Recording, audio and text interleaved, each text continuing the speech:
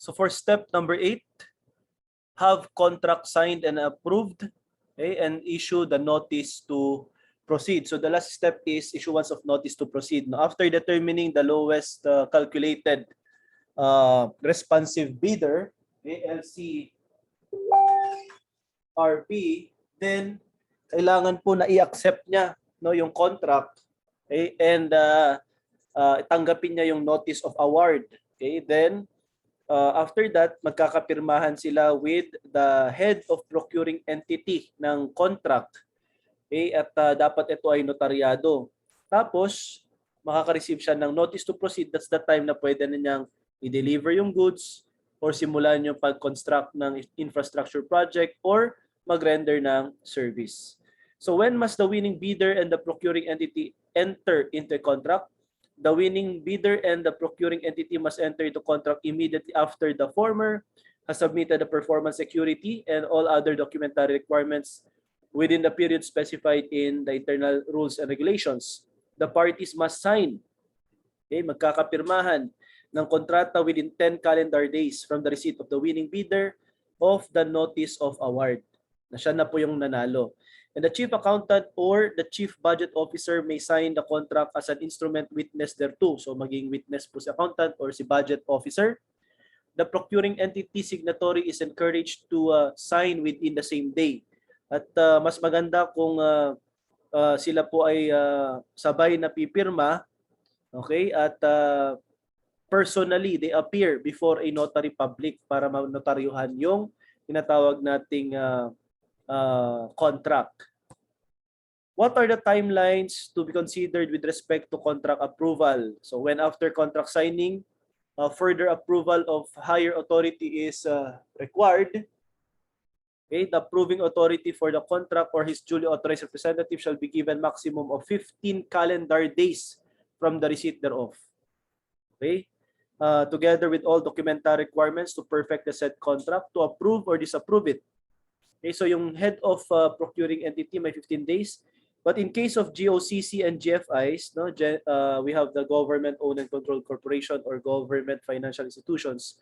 When further approval of the governing board is required, the said governing board or its duly authorized representative has 25 calendar days, okay, to decide whether to approve or disapprove it. When should the procuring entity issue a notice to proceed? So the NTP must be issued together with copy or copies of the approved contract to the successful bidder. Yung successful bidder is also known as the lowest calculated responsive bid or bidder within 3 calendar days. NTP, no?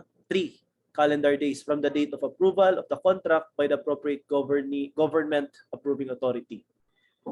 So, kailan po magiging effective yung kontratang napirmahan?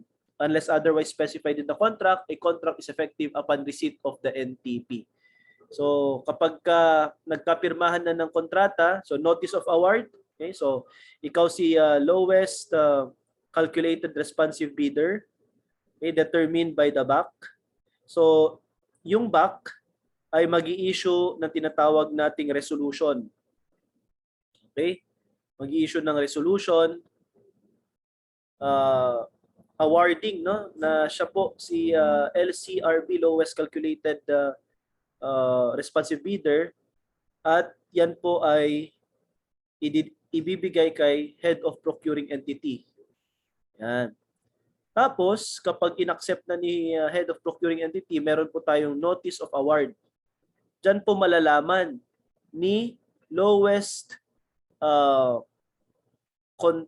calculated responsive bidder, okay, yung pagkapanalo niya, no? So yung notice of award tatanggapin ni lowest calculated responsive bidder. Okay, pero syempre alam naman na niyan kahit naman prior to the notice alaman kung sino naman talaga yung lowest bidder, no? Malalaman at sino yung nakapag-qualify, no? Pumasa sa post qualification. So yung notice of award within 10 days, sabi dun sa rule, ay dapat magkapirmahan na po ng contract. Okay, contract. And then the said contract ay notarized, no? Pipirmahan ng head of procuring entity and the lowest contracted bidder, witness si accountant at saka si budget officer, and notaryado. And there must be a notice to proceed. Okay? So within 3 days, magkakaroon po ng NTP, notice to proceed. At dyan po magiging effective yung kontrata. Okay, notice to proceed. NTP. Okay. Ngayon, so sabi dito, unless otherwise specified in the contract, a contract is effective upon receipt of the notice to proceed. If an effectivity date is provided in the NTP by the procuring entity concerned, all notices called for by the terms of the approved contract shall be effective only from such effectivity date, but such effectivity date should not be later than 7 calendar days from the issuance of notice to proceed. So within 3 days, dapat may notice to proceed, then effective na siya.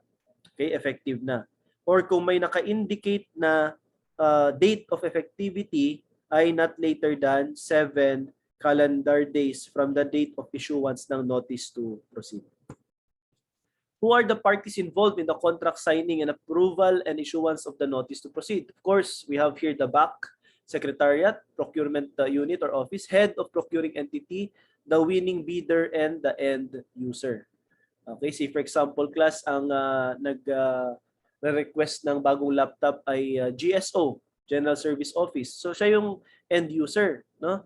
Winning bidder yung magsusupply, head of procuring entities the mayor, and back secretariat, okay, alam niyo na yung composition naman ng Bids and Awards Committee. Okay, ang mga normally it is appointed by the mayor, yung admin officer, legal officer, yung mga yan, no? Tapos of course may mga staff sila, secretariat to administer itong notice to proceed. What happens if the bidder with the LCRB, the lowest calculated responsive bidder, or the second calculated responsive bidder refuses or unable through its own fault to post the performance security and sign the contract within the prescribed period? So pag ganun mga kapatid, okay, what will be the effect? Una, its bid security is forfeited. It is disqualified from further participating in the bidding at hand. Upon conviction, the relevant officer individual will suffer the penalty of imprisonment of not less than 6 and 1 day, 6 years and 1 day, years yan, and not more than 15 years. And upon determination of admin liability, it will suffer administrative penalty of suspension for 1 year from participation in government procurement for the first offense, and 2 years naman for the second offense. This is without prejudice to blacklisting. Pwede rin po siyang ma-blacklist. Hindi na siya pwedeng makapag-participate sa bidding. Okay? Two-stage competitive bidding. What is two-stage competitive bidding? First, okay, the first stage involves the issuance by procuring entity of bidding documents with technical specifications that are not yet well-defined, and merely in form of performance criteria, and the submission by the bidders of the respective letter of intent, eligibility requirements if needed, and initial technical proposal without price. Okay? This allows the procuring entity to receive inputs from eligible bidders whose technical proposals meet the minimum performance standards for purposes of drawing up the final revised technical specifications requirement of the said contract. So ibig sabihin yung mga merong technical expertise, no, ng mga suppliers. So first stage ay magso-solicit muna itong procuring entity. Okay? With regard to the bidding documents with technical specification na hindi pa well-defined kung ano yung mga criteria na nandoon. Okay? So ngayon, itong eligible bidders na bibili ng bid docs ay magbibigay sila ng proposal. Say for example, construction of a hospital. Okay? Tapos may mga possible na suppliers, no? Iba po yung gagawa ng hospital, iba naman yung magsusupply ng mga equipment doon sa hospital. Siyempre yung mga equipment, alam naman natin kung ano yung mga masiselan na yung mga equipments dyan. Kailangan na merong proposal mula sa possible supplier ng mga equipment. Walang problema dun sa building kasi syempre contractors naman, may program of work yan, etc. Pero yung mga proposal with regard to the equipment, kailangan po na meron pong manggaling doon sa mga eligible bidders or suppliers of the said equipment. Okay? So ngayon, from the proposal, okay, pag na-meet na yung performance standard, okay, at pwede nang i-revise yung technical specification, okay, with the said contract. Ito pala yung mga kailangan natin. Okay, ito dapat merong ganito sa hospital. Okay, merong, say for example, X-ray machine, nandyan yung sa OR, nandyan yung dialysis and blood bank, etc. So ngayon, that's the first stage. Tapos yung second stage, kapag meron na pong after the proposal, okay, it involves now the release of well-defined technical specification. Alam na kung ano yung kailangan at kumpleto na. Now, this second stage, okay, will be a stage that follows the steps, no, that we have discussed a while ago. We have step 1 to 8, meaning yung regular procedures na for public bidding, okay, ang i-conduct, no, from invitation to bid until notice to proceed. Okay? Shall then be required to submit the respective revised technical proposal, including the financial proposal. Now, let's proceed, class, to alternative methods of procurement. So, kanina, ang sabi natin ay it is the policy of the state to promote transparency and competitiveness. Kaya dapat may competitive bidding. Okay? An exception is with regard to Rule 16 of the IRR, wherein there is alternative methods of procurement. Ano yung alternative methods of procurement of goods and service? Okay, so generally, procurement should be through competitive bidding. It's the general rule. In preparing for annual procurement plan, APP, the procuring entity must ensure that there is sufficient time to undertake competitive bidding. However, the law allows the use of alternative methods, okay, in some exceptional circumstances. Kagaya ngayon, class, no, nung lockdown, no, nung pandemic 2020. Okay, walang mabilhan, there is exigency, there is a pandemic, fortuitous event, state of public health emergency. Siyempre, hindi mo makakonduct yung 8-step procurement process na regular, no? Yung pag-invitation to bid hanggang sa notice to proceed. So, nagamit dito yung alternative mode of procurement para mas mabilis, di ba? For faster response sa mga kailangan during that time. Okay? So, ngayon, there are exceptional instances. So, say for example, ito nga, pandemic, no, state of health emergency, state of public health emergency, or state of calamity. These are the instances wherein justified yung alternative methods of procurement. Kung may typhoon, di ba, may baha, tapos kailangan ng relief goods or relief packs, alangan namang magpabid ka muna sa mga suppliers. Kailangan na, no, nasa tawag nito evacuation centers na yung mga tao, kailangan nila ng pagkain. So alternative mode. So there is prior approval of the head of procuring entity. Okay, that's the requirement on the use of alternative mode of procurement. So approve as recommended by the BAC. Okay, nire-recommend ng Bids and Awards. The condition required by law for the use of alternative methods are present. So in resorting to the alternative methods of procurement, the procuring entity must ensure that methods chosen promotes economy and efficiency, okay, and that most advantageous price for the government is obtained. And for the procurement of goods, the following alternative methods of procurement may be resorted to. So i-memorize nyo, class, ito, ha? Okay, LDR. So alam nyo na, LDR, di ba? Long distance relationship. Limited source bidding, direct contracting, repeat order. Okay? And SN, okay, shopping, negotiated procurement. Okay? So, limited source bidding, direct contracting, repeat order, shopping, and negotiated procurement. Now let's discuss limited source bidding as an alternative method of procurement. This is otherwise known as selective bidding.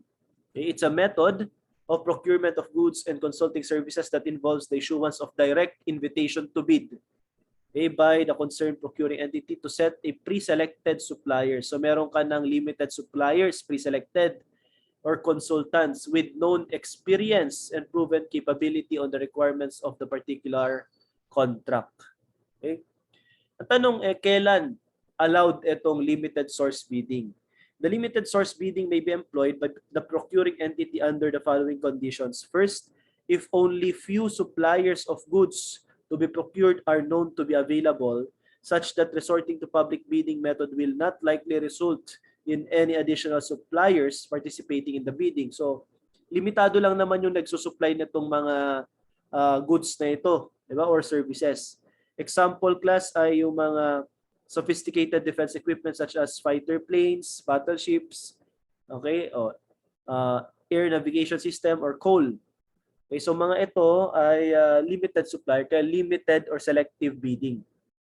Or number 2, in the procurement of major plant components where it is deemed advantageous to limit the bidding to known qualified bidders. So dapat qualified naman pa rin, no? In order to maintain uniform quality and performance of plant as a whole. Okay, so say for example class, nag-establish ka ng, nag-put up ka ng water system like Nawasa or Maynilad sa local government ninyo. Okay, tapos syempre sila yung construct, sila yung may alam ng mga major repairs, no, yung mga kailangan mga equipment para diyan. Okay, baka naman mas maganda na limited or selective bidding ang gawin, okay, in order for the kasi itong mga machine or equipment na mare-replace, kailangan ma-maintain yung uniform quality and performance ng water system na yan. Okay? So as a whole, and we proceed to direct contracting. So pag sinabing limited, meron kang selected suppliers. Okay, pre-selected. Tapos kokonti lang ang magsusupply. Yung direct contracting or known as single source procurement is a method of procurement that does not require elaborate bidding documents. The supplier, isa lang, is simply asked to submit a price quotation or pro forma invoice together with the conditions of sale. The offer may be accepted immediately or after some negotiation. Ang tanong, kailan allowed ang direct contracting? So the direct contracting may be resorted to by the procuring entity under the following conditions. First, the procurement of items of proprietary nature which can be obtained only from the proprietary source. Only, siya lang. Because, siya lang ang merong patent nun. Ayan, alam nyo naman sa intellectual property mga kapatid, di ba? Hindi pwede na gayahin yung intellectual property such as patent, trademark, trade name, copyright. Otherwise, you will be held liable for infringement. Trade secrets. Copyright prohibit others from manufacturing the same item. So siya lang, kaya direct contracting. Okay, this is applicable when goods or services being procured are covered by patent, trade secrets, copyright, duly acquired under the law. When the procurement of critical plant components from specific manufacturer, supplier, or distributor is a condition precedent to hold a contractor to guarantee its project performance, okay, in accordance with provisions of its contract. So siya lang dapat ang mag-supply. And those sold by exclusive dealer or manufacturer that does not have sub-dealers selling at a lower prices and for which no suitable substitute can be obtained at more advantageous term to the government. In short class, isa lang ang possible na mag-supply ng goods or service na ito. Kaya direct contracting. How can direct contracting be justified? To justify the need to procure through direct contracting method, the BAC should conduct a survey of the industry and determine the supply source. Alamin muna natin, sino bang nagsusupply nito? Isa lang pala. Okay, the survey should confirm the exclusivity of the source of goods or service to be procured. Kasi kung competitive bidding, dapat madami silang qualified bidders, di ba? Kung isa lang, ba't ka pa magpapa competitive bidding kung siya lang din naman ang magbibid kasi siya lang ang mag-isa na nakakapag-supply. Siya yung may right to supply the said goods or service. So, ibig sabihin, mag-direct contracting ka na. The survey must be conducted prior to the commencement of procurement process. Moreover, the procuring entity must justify the necessity for an item that may only be procured through direct contracting. And it must be able to prove that there is no suitable substitute in the market that can be obtained at more advantageous term. How about repeat order? Okay, paano naman to repeat order? So you have selective bidding or limited bidding. You have direct contracting or single bidding. And repeat order. Ano naman tong repeat order? It is a method of procurement from previous winning bidder. Siya na yung supplier dati, winning bidder. Okay? And whenever there is a need to replenish the goods procured under contract previously awarded through competitive bidding. So the procurement should be covered by the contingency provided in the APP, Annual Procurement Plan. Repeat orders from previous winning bidder may be resorted to by the procuring entity only in cases where the procured item is clearly superior to other bids. So yung dating nag-supply, sa kanya ka ulit bumili. Kaya repeat order because of superiority. This superiority must exist not only in the price quoted, but also in the equipment, reliability, availability of spare parts, after sales service, and delivery period, among others. So dapat ma-justify yan, yung repeat order. The bid should not have been so closely contested such that if a bidding would be conducted again, siya pa rin naman yung mananalo. There is high probability of winning. Siya pa rin. So bakit ka pa magpapabid ulit kung siya na rin naman yung mananalo? Repeat order ka na lang.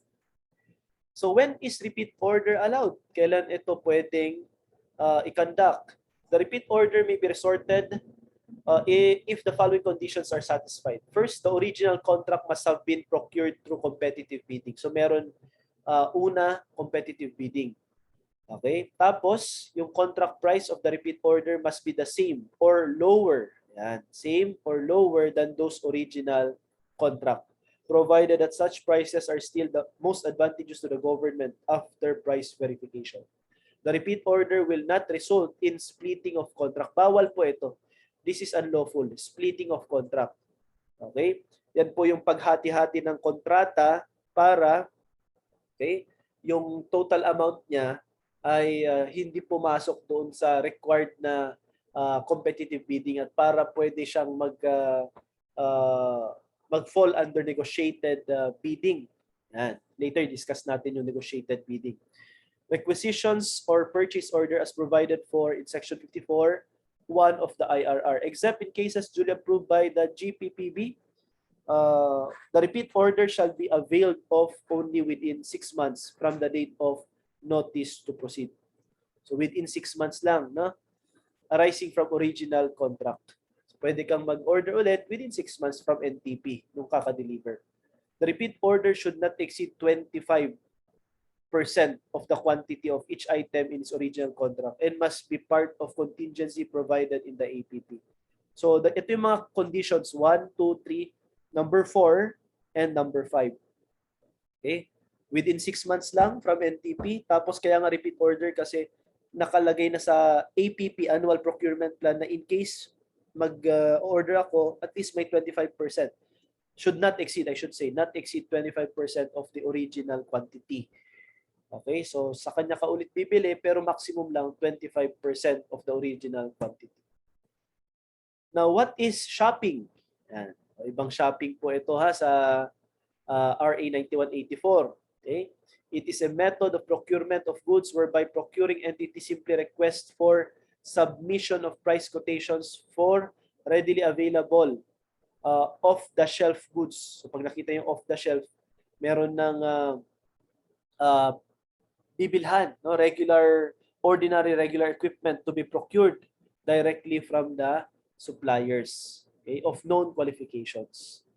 Inherent in the definition are the following: the goods to be procured are readily available off-the-shelf items. Say for example, mga kapatid, ay yung mga supplies, no, yung mga ballpen, bond paper, ayan, pwede nang shopping na lang yan, or ordinary regular equipment like printer o kaya naman Inc., di ba? And the suppliers from whom the goods are procured are known of qualification. Ito yung criteria na siya yung dati nang nagsusupply, tapos readily available of the shelf goods yung kukunin natin. So shopping. Hindi lahat ng goods or service ay pwede sa shopping. And when is shopping allowed?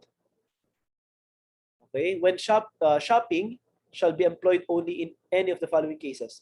When there is unforeseen contingency requiring the immediate purchase of goods. Okay, immediate purchase of goods. However, the amount must not exceed 50,000 pesos. Kaya bawal po yung splitting eh. Ini-split nila para hindi lumagpas sa 50,000. Diba? Tapos, pwede nang mag-shopping na lang at hindi na dumaan sa competitive bidding. Yun po yung pinagbabawal. Okay? Pero ito, when there is an unforeseen contingency requiring immediate purchase of goods, however, the amount must not exceed 50,000 per transaction, and the aggregate amount of such purchase must not exceed maximum allowed by the GAA, General Appropriation Act. When ordinary or regular office supplies and office equipment not available in PSDBM needs to be procured, the price of such purchase not exceeding 250,000 pesos. However, it must be ensured that the procurement does not result in the splitting of contract. Okay, kasi bawal po yan. Okay, and at least 3 price quotations from bona fide suppliers must likewise be obtained. So dapat may quotation para malaman natin kung magkano nga yung presyo na babayaran. So what is splitting of contract? And this is unlawful. No? Splitting of contract is an act of dividing or breaking up government contracts into smaller quantities and amounts. Ipapaliitin mo. Okay? It is also an act of dividing contracts implementation into artificial phases or subcontracts. Both actions are for the purpose of evading or circumventing the requirements of the law and IRR of RA9184, the Government Procurement Reform Act. Okay? Especially the necessity of public bidding. Yan. And requirements for alternative methods of procurement. E paano kapag nalaman na you violated, okay, and perform splitting of contract? So ito po ang magiging penalty mo. Okay? You will be responsible, if you're responsible for this act, you shall suffer the penalty of imprisonment. Lagi naman gano'n, no? 6 years and 1 day, but not more than 15 years. Okay? The penalties without prejudice to imposition of other sanctions under RA 3019, which is the Anti-Graft and Corrupt Practices Act. Negotiated procurement. What is negotiated procurement? It is a method of procurement of goods whereby procuring entity directly negotiates. Okay? A contract with technically, legally, and financially capable supplier. And the latter portion of the above definition indicates the advisability for the existence of registry of suppliers maintained and updated by the procuring entity. So, ibig sabihin, dapat meron ng listahan tayo ng suppliers na sila lagi naman yung nagsusupply at nananalo. Pwede ka na makipag-negotiated procurement sa kanila. Okay? Moreover, particularly in case of emergency procurement, the suppliers from whom goods are procured should be in good standing and have not committed any breach of contract. Okay? In previous transactions with the procuring entity, it is the responsibility of procuring entity through procurement office, okay, to monitor contract implementation as well as constantly coordinate with GPP, TSO for updates and blacklisted suppliers. Kailan po allowed ang negotiated procurement? Okay, for procurement of goods, negotiated procurement is employed only in the following cases: where there has been failure of public bidding. Yan. Okay, for the second time. So, 2 beses po na nag-public bidding, wala pa rin pong nag-bid at walang bumili ng bid docs. So, negotiated procurement na. Okay? And in case of imminent danger to life, property during state of calamity, kagaya nga po ng state of public health emergency, danger to life nung nagkaroon ng lockdown. So negotiated procurement na po ang nangyayari. Okay, so wala nang bidding sa mga supplies ng mga tawag nito, mga equipment, PPEs, okay, yung mga food packs kasi nga imminent danger to life.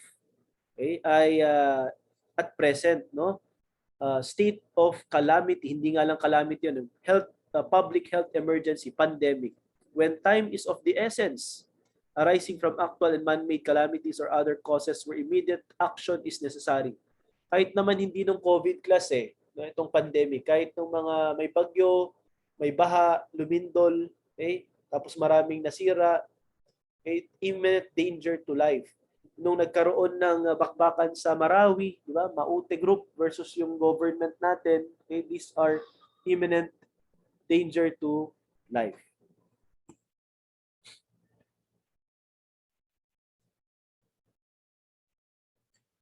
If the procuring entity is purchasing goods from another agency of the government, such as the PSDBM, or if it lacks proficiency or capability to undertake a particular procurement as determined by the head of the procuring entity, and requests another government agency to undertake such procurement activities or hires consultants or procuring agency or agents to assist directly and train its staff in the management of procurement functions.